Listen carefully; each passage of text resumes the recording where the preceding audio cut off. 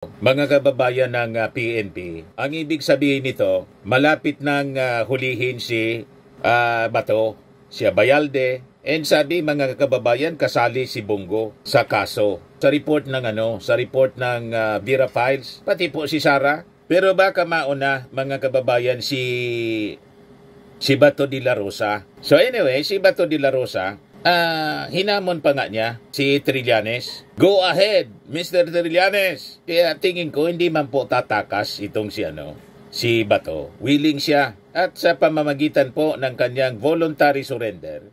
Ito naman po yung bago naming product na binibenta online.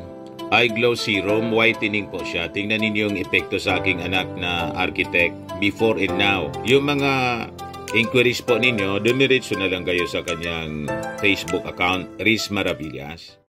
Dito muna tayo sa joke time, kwentong katatawanan. Kasi si Bato de la Rosa nagwawala na. Galit na galit po. Doon sa meeting ng Aliwasang Bonifacio rally, si Bongo umiyak ng todo, buma yung luha. Si Bato po, naguramintado na.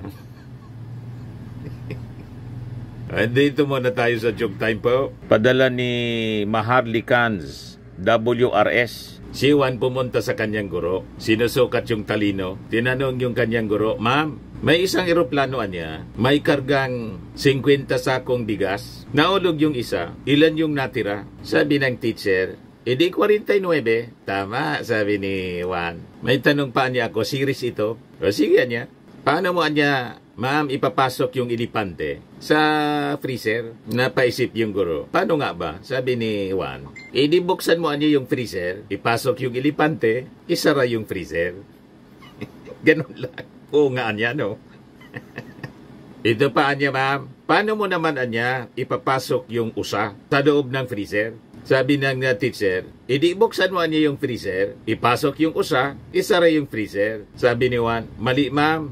Paano anyang naging mali? Ang tama niya ma'am, buksan mo niya yung freezer, ilabas mo muna yung ilipante kasi malaki. Ipasok mo yung usa, tapos isara yung freezer. Napipi ko na yung teacher. Pero tama naman po. Kasi kung ipasok niya yung usa, hindi ilabas yung ilipante, hindi magkasya. Ito niya ma'am. Sa isang kagubatan, nagpulong si Haring Leon. Kasi birthday niya. Gusto niyang imbitahin yung lahat ng hayop. Gustong imbitahin sa kanyang birthday party. Tanong niya ma'am, anong hayop niya yung hindi pumunta sa birthday party ng Leon? Sagot ng guro, baka niya daga kasi natakot sa leon. Sabi ni Juan, malian niya ma'am. Ano niyan sagot? Yung usaan niya ma'am, ang hindi nakadalo kasi nasa loob ng refrigerator. Awas ng freezer. Hindi pa makalabas. At yung pinto, tinutulak ng usa. Hindi makalabas talaga kasi nadadaganan ng ilipante yung pinto. Nilalamig yung ilipante, hindi pa makagalaw.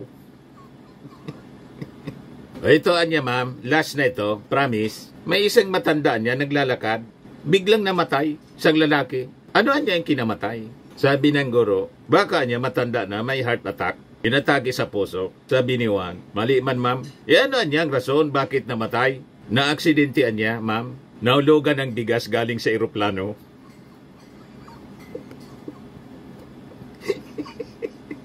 Ba? May aeroplano pa. Yung una, may kargang 50 sakong bigas. Hinulog yung isa. Nulugan pala yung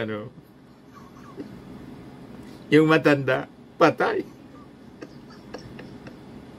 Maraming salamat dito sa nagpadala. Gcash na lang po. Matik, 200 pesos. Talo ni Juan yung teacher niya. Mas matalino yung estudyante. Ito na. Qualified ka na rin sa monthly draw. Pag nabonot, ang price, 5,000 pesos. Yung hindi mabobonot, qualified siya sa grand draw, December, 10,000 pesos.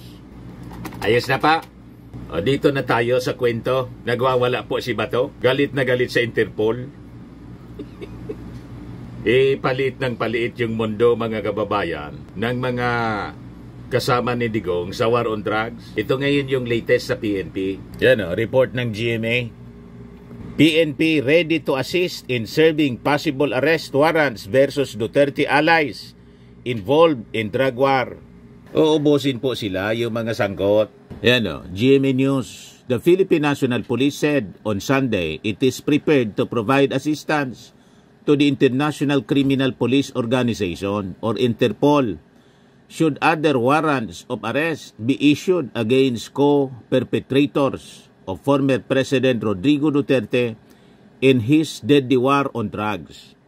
PNP spokesperson Police Brigadier General Jane Fajardo disclosed no information has yet been given to them regarding the matter, but assured the PNP has a template in serving possible arrest warrants to other individuals linked to the drug war. Itong mga statements na to, mga kababayan ng PNP, ang ibig sabihin nito, malapit nang hulihin si Bato, si Abayalde, and sabi mga kababayan, kasali si Bongo sa kaso. Sa report ng Vera Files, pati po si Sara. Pero baka mauna mga kababayan si Bato de la Rosa. So anyway, si Bato de la Rosa, hinamon pa nga niya si Trillanes. Go ahead, Mr. Trillanes. Kaya tingin ko hindi man po tatakas itong si Bato. Willing siya at sa pamamagitan po ng kanyang voluntary surrender sa Interpol, kung kasama si Bongo di mas maganda, maasikaso na nila si dating Pangulong Digong. Yung mga reklamo ni Bongo mga kababayan na walang nagbibigay ng gamot, walang nag-asikaso, pagkain, gamot, pati yung pagmidyas, pinoproblema. Kasi po, nakasanayan daw ni Digong na binibigyan lang lahat ng kanyang pangangailangan. Otos dito, otos lang doon, mga kababayan. Na-spoiled masyado. Pati yung pagsuot ng medyas, hindi na daw kaya.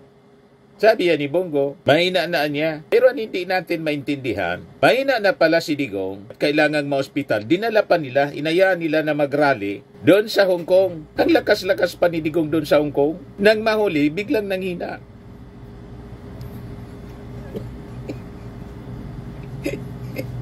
Kaya sabi ng nagdramaan niya, nagpa-victim si Digong, sabi ng mga netizens po. But anyway, going back dito kay Bato. So we hope na si Bato, hindi siya tatakas. Magbo-voluntary surrender siya kasi iyon ang sinasabi niya. Go ahead niya, Mr. Trillanes. Ito, ipakita ko sa inyo. Ito, 10 months ago.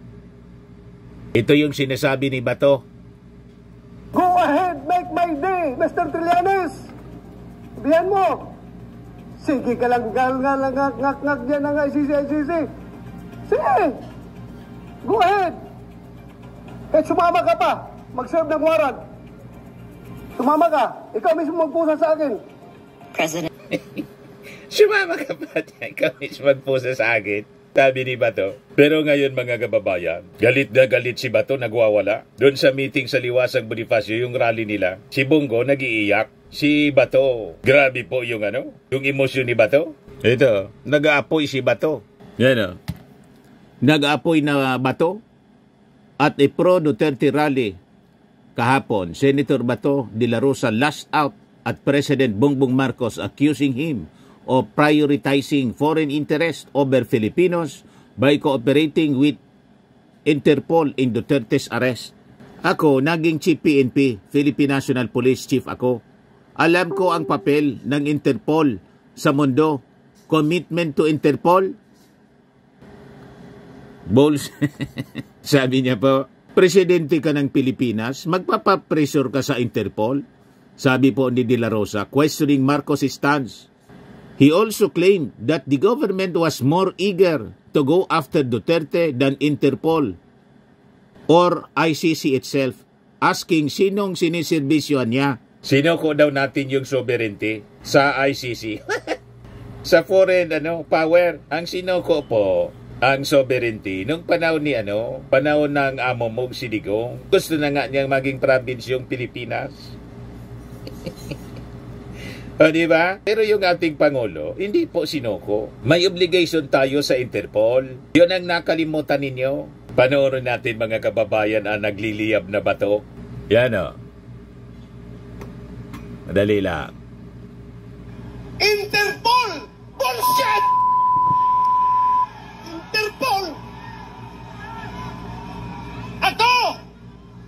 Chief PNP ako! Alam ko ano ang papel ng Interpol sa mundo! Commitment sa Interpol! Bullshit! Interpol! Presidente ka! Presidente ka ng Pilipinas!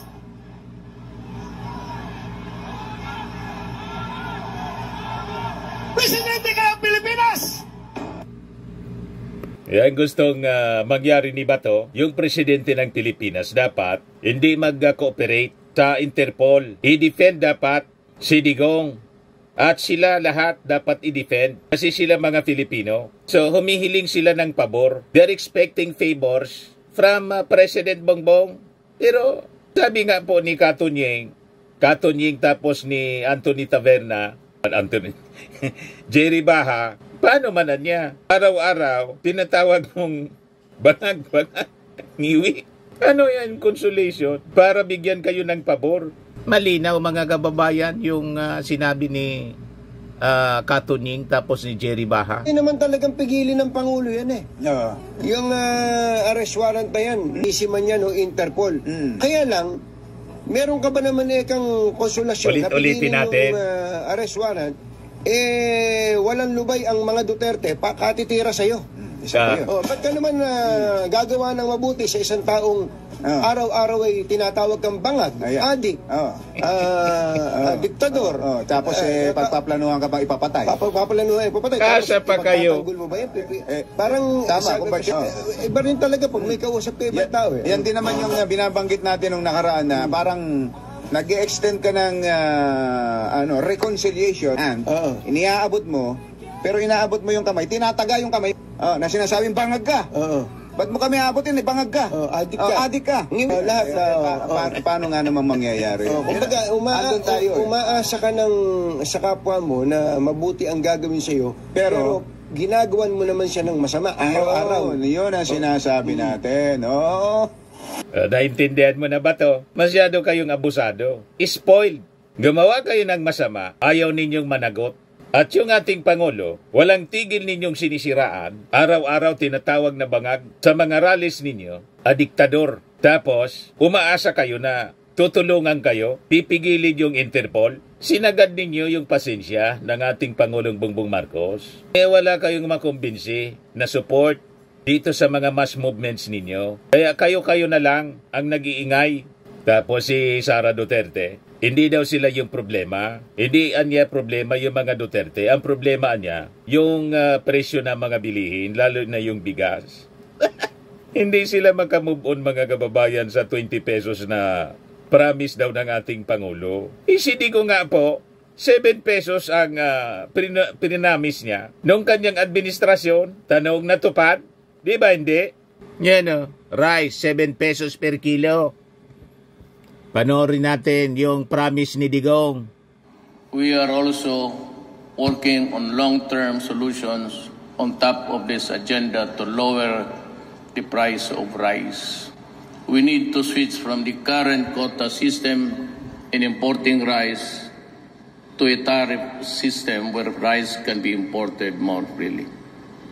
This will give us additional resources for our farmers, reduce the price of rice by up to 7 pesos per kilo and lower inflation significantly.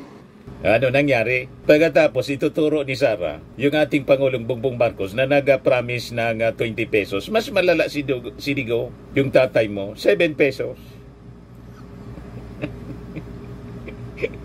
So yung inyong mga promises na hindi na natupad, wala kayong sinasabi. Yung ating Pangulong Bongbong Marcos, at least may 29 pesos na, malapit na galit kayo, ginagamit ninyo sa propaganda.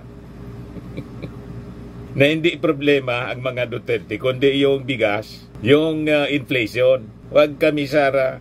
Ngayon nagagalit kayo. Dinala si Digong, dinaresto ng Interpol, dinara doon sa dahig. Mabuti nga sa dahig. At least doon sa dahig mga kababayan, may pagkakataon siya na i-defend yung kanyang sarili. Kung hindi siya nagkasala, acquitted siya. Pag nagkasala siya, kailangang panagutan niya ang victims ng EJK na close to 30,000 po. Patay na yon. Siya buhay na buhay. Nagagalit kayong nandun sa dahig. Malamig doon. Mas gusto nga ni Digong na pumunta sa impyerno. Di ba? Sinabi niya yon sa mga speeches niya. Gusto ninyong marinig? Bueno, pakinggan ninyo. Piliin mo ako. Saan gusto kong pumunta? Impyerno. Bakit? Tignan mo kung sino yung nasa langit. Yung mga madre na may kasalanan, wala na yun kasi ginamit ng pare. Grabe. Yung mga mabait na tao. So madre daw, ginamit ng pare? Saan ang pinakamagandang babae dito sa Cagayan? Sa langit? Saan yung magandang dyan sa mga bar, sa karaoke? Yung magandang katawan, ang gandang mukha. Nasaan kaya sila?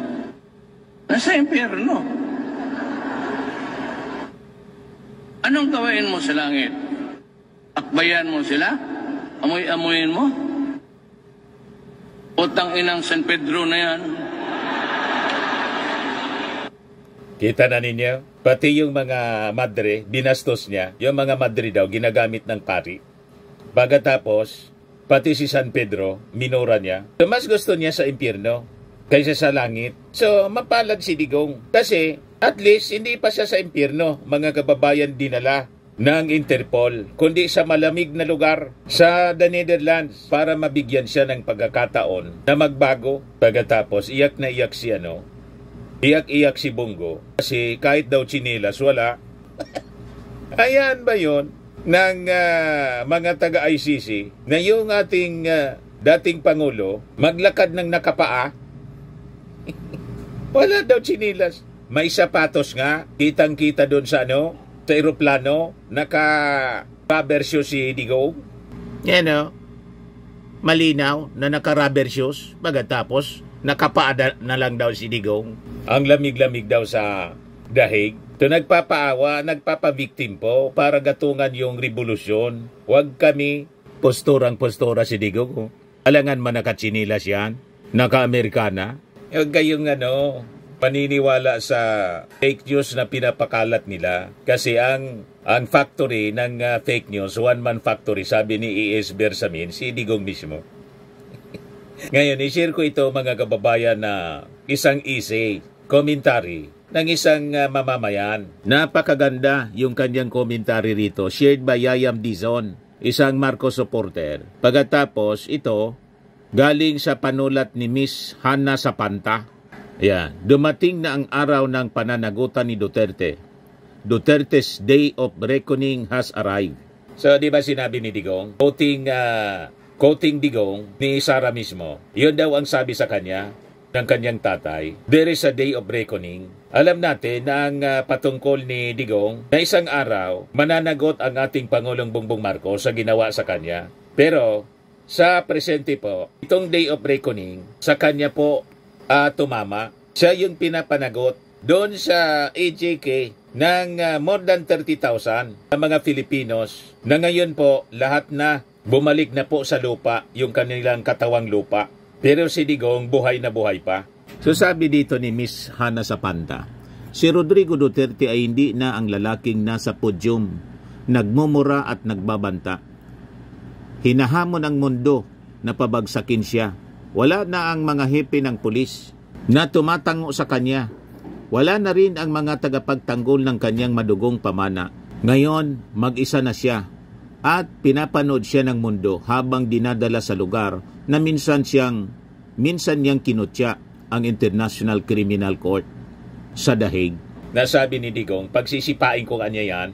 Matagal niyang pinagtawanan ang pananagutan. Tinawag niyang walang silbi ang ICC. Pinalabas ang Pilipinas sa saklaw nito at nilait ang ideya na may makakagalaw sa kanya. Sinabi niyang mas gugustuhin niyang mamatay kaysa litisin ng mga banyaga, pero hindi mo pwedeng utusan ang kasaysayan. At darating ang hustisya, gaano man ito katagal. Ang kanyang giyera kontra droga ay hindi lang tungkol sa droga.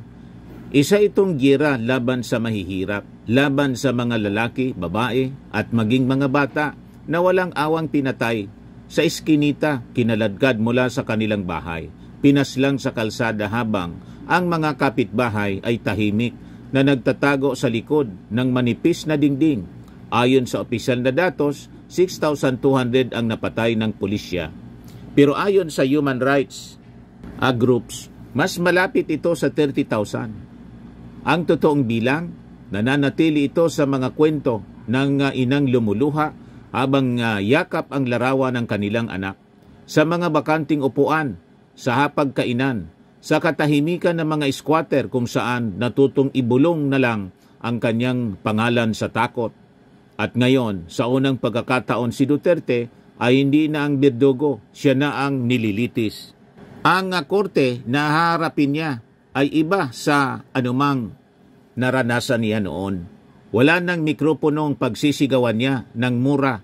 Wala nang loyalistang pumapalakpak sa kanyang yabang. Sa halip, haharap siya sa ebidensya. Libo-libong pahina nito. Iisa-isahin ng mga taga-usig ang bawat talumpati niya, bawat utos, bawat nakakakilabot na pahayag niyang shoot them dead. Lalantad ang mga saksi, dating pulis, mga nakaligtas, at mga pamilya ng mga hindi nakauwi. Matindi yung pagkasulat mga kababayan ni Miss Hana sa Panta. Parang no limitang hiri ni Dr. Rosie Rizal. Kompleto yung mga descriptions. At predictable ang depensa ni Duterte. Sasabihin niyang ginawa niya ito para sa bayan na may digma ang kailangan talagang ipaglaban. Mag-aangkin siyang biktima ng pakikialam ng mga banyaga na ito'y isang political attack. Pero kahit anong palusot, hindi nito mabubura ang testimonya, forensic reports at hindi makakailang ebidensya na ang kanyang gira ay hindi katarungan. Isa itong massacre. Dito sa Pilipinas, unti-unting nagbabago ang ihip ng hangin. Si Pangulong Ferdinand Marcos Jr. naramdam ang bigat ng kasaysayan ay hinayaan itong mangyari. Hindi kami tumulong sa ICC niya. Pero mas malakas ang dating ng hindi niya paghihimasok kaysa sa kanyang mga salita.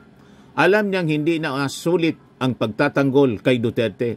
Masyado nang mataas ang magiging kapalit nito sa politika. At nariyan din si Sara Duterte na mas may sariling ring laban ang kanyang impeachment case na dati tila malayong posibilidad. Ngayon ay magiging mas malaking banta. Ngayong nasa custody na ng isang international court ang kanyang ama, ang apelyido niyang Duterte ay hindi na isang untouchable brand. Isa na itong liability.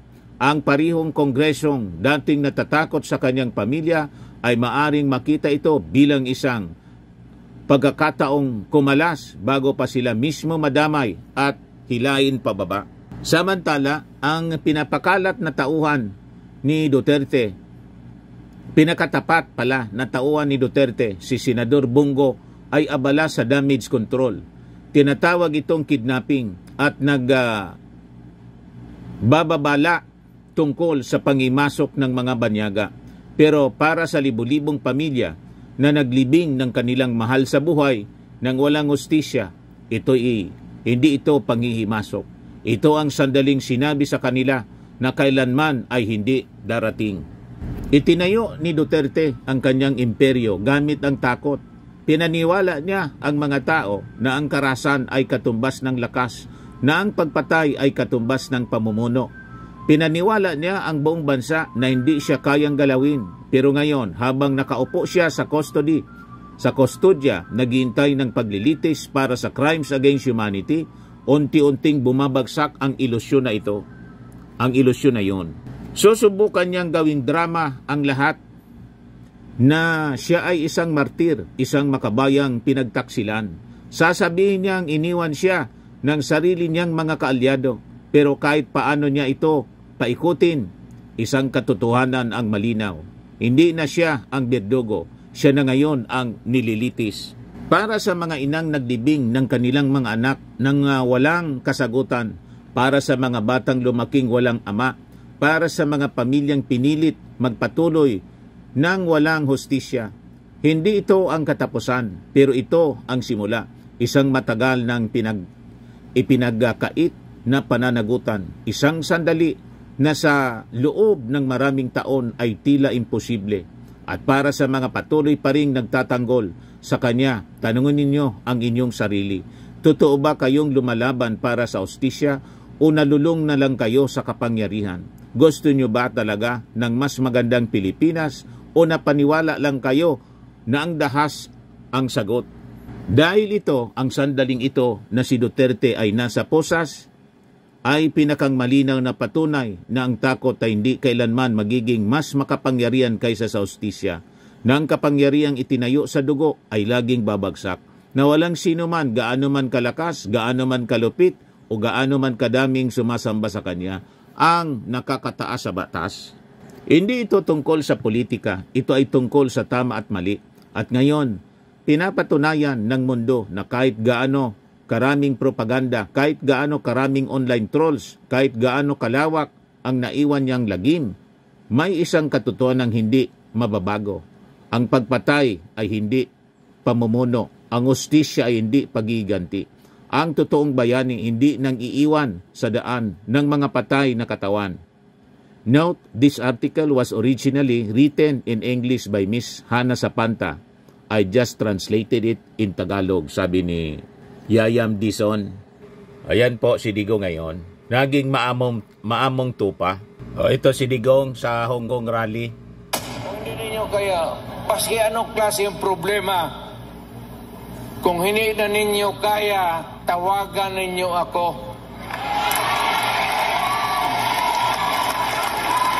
Kung may problema ka sa asawa ninyo na iwan, putulin natin yung utin ng butang ng nandun. Baka ang balita ko, may warrant daw ako pag...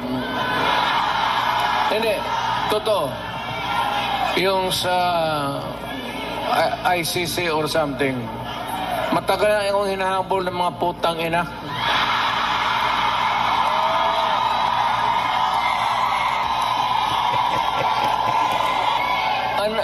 Ano man ang kasalanan ko na ginawa ko man ang lahat sa panahon ko para may kunting katahimikan at mapayapa ang buhay ng Pilipino. Ang problema nito,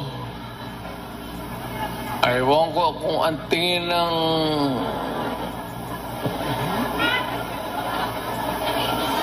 ako'y raw yung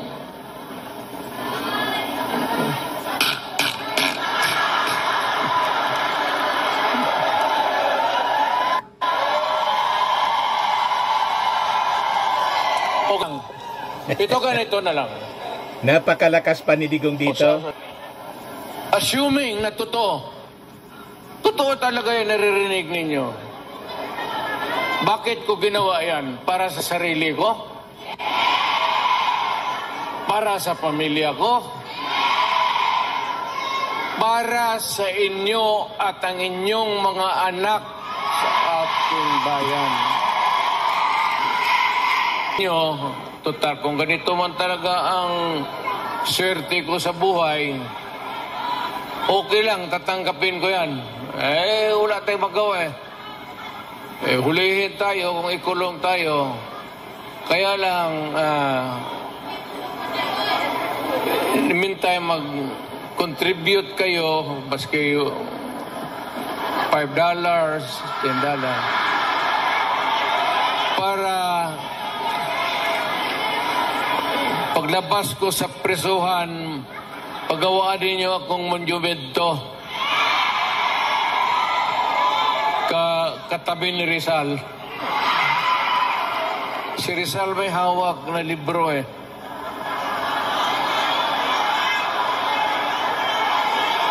Akin Kaya malabo mga kababayan na paniwalaan na si Digong po biglang nagkasakit, biglang umina. Malakas pa sa kalabaw nung nandun siya sa Hong Kong. Nang mahuli po, nangina. Ano ba? Sabi ni Bongo. O yan na siya ngayon mga kababayan. Noon ito siya. Question, if one of these days the ICC will come, will you voluntarily submit yourself? Sipain ko po sila mon. But you said a while ago that if somebody will sponsor your fare to the ICC, you will voluntarily submit yourself to their investigation and jurisdiction. Yes. Pero kung sila magpunta dito, sipain ko. But will you confirm that you are willing to submit voluntarily yourself to ICC? Punta ko doon, sipain ko rin sila. So willing siya na pumunta doon para sipain. So anong kinakagalit? Bakit gusto ninyo na ibalik si Digong dito sa Pilipinas? Na willing siya na nandun sa dahig para sipain yung ICC? So kontra-kontra yung inyong mga panawagan, mga statements. Ito yung latest. Just in, Davao City Mayor Sebastian Baste Duterte curses President Ferdinand Marcos Jr. for allegedly allowing his father to be detained at the ICC, The Hague, Netherlands. Yung tatay mo, Marcos Sr., pinalibing ng tatay ko. Pero yung tatay ko, pinakulong mo. Minura niya. Paanong pinakulong? Mismong si Digong yung nagsabi. Nireport pa ng GMA po. I-replay ko ulit sa inyo na walang kinalaman si PBBM dito sa issue ng ICC. Yan o. Pakinggan ninyo, mga kababayan, yung report ni Arnold Clavio. Dating Pangulong Rodrigo Duterte na walang kinalaman si Pangulong Bongbong Marcos sa kasong kinakarap niya sa International Criminal Court o ICC. Hindi rin daw papayag si Duterte na basta na lang arestuin siya ng ICC. Saksi, si Salima Refran. Yan po. Walang pakialam ang ICC sa akin at hindi nila ako mahuli. Talaga mahuli nila ako. FPRRD naniniwalang walang kinalaman si PBBM sa kasong kinakarap niya sa ICC. O bakit nagbago ngayon? Iba na yung sinasabi ng kanyang pamilya. Ang tinuturo, yung ating Pangulong Bongbong Marcos. Napakalinaw po, 2017 pa, yung kaso na final sa kanya sa ICC ng mga private complainants. Civilian pa yung ating Pangulong Bongbong. Ang may kasalanan sila kasi umalis sila sa ICC, hindi umalis sa Interpol. Talagang divine providence, mga kababayan. Hindi niya pumasok sa isipan nilang umalis sa Interpol. Yun pala gagamitin ng ICC, yung Interpol, para hulihin si Digong. Kaya sabi ng ating Pangulo, we are obligated anya to cooperate. O ito na ngayon. Kaya walang base itong sinasabi ni Baste. Tapos sabi nga ni Anthony Taberna, saka ni Jerry Baha, araw-araw tinatawag bang bangag, diktador, ngiwi, asa pa kayong tutulungan kayo ng ating Pangulo. Kaya inalaw niya, tapos galit na galit kayo ngayon. At itong ating programa, mga kababayan, atid sa inyo nitong ating mga sponsors. Fairmax, Firming and Lifting Cream. Pinapay po sa mga pulses in affected area. Mainam po ito sa mga pains at paninigas ng mga kaso-kasuan. Ito sa mukha naman yung application, anti-aging, Automax po siya. Ito ay Glow 60, mga kababayan. Whitening po siya. Made in South Korea. Ito naman po, Nengxia Red Mix Fruit Drink. Gawa po siya sa goji berry. May anti-cancer properties po siya. At sa mga nagana po ng malinis and spacious fitness gym, pumunta lang po kayo sa aming Colossal Fitness Gym. May Grab Car Rental din po kami. At bills payment po sa aming office. At saka sa mga mahilig po sa mga imported bags, manood po kayo sa live selling ni Madam Aileen Rosales sa kanyang Aileen Closet po. Pati mga shoes, ito yung kanya po. Ito yung kanyang page. Kita ninyo, napakagandang mga online selling po siya. Si Madam Aileen Rosales. At cellphone number niya po, 773-798-7816.